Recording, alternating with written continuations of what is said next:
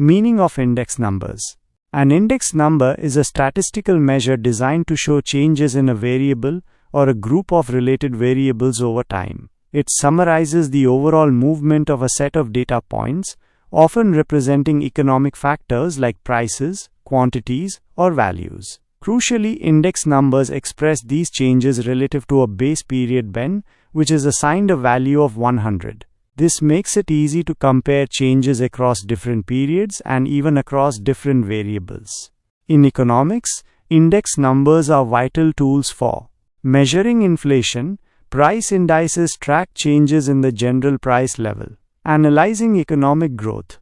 Production or quantity indices show changes in output over time. Tracking business cycles. Various indices reflect changes in economic activity, helping to identify expansions and contractions. Making policy decisions. Governments and central banks use index numbers to guide economic policy. Understanding real income. By adjusting nominal income with a price index, we can determine changes in purchasing power. 2. Types of index numbers. Index numbers are broadly classified into three main categories. Price index numbers. These measure changes in the prices of goods and services. Examples include the Consumer Price Index (CPI), Wholesale Price Index (WPI), and GDP deflator. Quantity index numbers. These measure changes in the volume or quantity of goods and services produced or consumed. Examples include the Index of Industrial Production (IIP). Value index numbers. These measure changes in the total value of a set of items, which is the product of price and quantity. 3. Construction of price index numbers. We'll focus on price indices as they are most commonly used in economics. There are two main approaches. Simple price index. This is the simplest form and is calculated as simple price index equals sigma current period price, sigma base period price, 100, where sigma current period price is the sum of prices for all items in the current period. Sigma base period price is the sum of prices for all items in the base period. Limitation. Simple indices give equal weight to all items, which might not reflect their relative importance in the economy. Weighted price index. This addresses the limitation of simple indices by assigning weights to each item based on its relative importance, e.g., expenditure share. Two common weighted price indices are Laspaire's price index.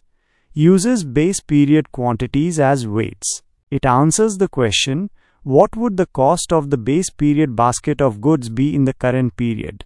Laspaire's price index equals sigma current period price base period quantity, sigma base period price base period quantity. 100. Pache price index uses current period quantities as weights. It answers the question, what would the cost of the current period basket of goods be in the current period compared to the base period? Pache price index equals sigma current period price current period quantity, sigma base period price current period quantity. 100. Fisher ideal price index. This is the geometric mean of the Laspaire's and Pache indices. It is considered a theoretically superior index but is less commonly used due to its complexity. Fisher ideal price index equals square root Laspaire's price index * Pache price index. Choosing the right index.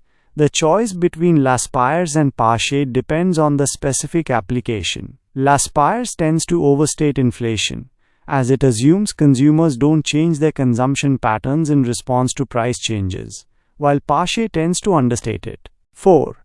Uses of index numbers. Measuring inflation. The CPI is the most widely used measure of inflation. Deflating economic data. Index numbers can be used to adjust nominal values, e.g., GDP, for inflation to get real values. Wage negotiations. Labor unions and employers use CPI data to negotiate wage adjustments. Business decision making. Businesses use various indices to track market trends, input costs, and sales performance. International comparisons. Index numbers allow for comparisons of economic performance across countries. 5. Limitations of index numbers. Choice of base year. The choice of base year can significantly affect the index value. Over time, the base year may become outdated, making comparisons less relevant. Sampling issues. Index numbers are often based on samples of goods and services, which may not be fully representative of the entire economy. Quality changes. Index numbers often fail to capture changes in the quality of goods and services, which can affect their value. Weighting issues.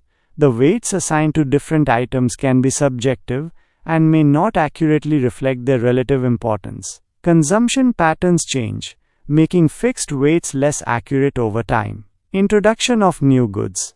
It can be difficult to incorporate new goods and services into index numbers, especially if they weren't present in the base period. This can lead to an underestimation of changes in living standards. Understanding these aspects of index numbers is crucial for anyone studying or working in economics, as they are fundamental tools for economic analysis and policy making.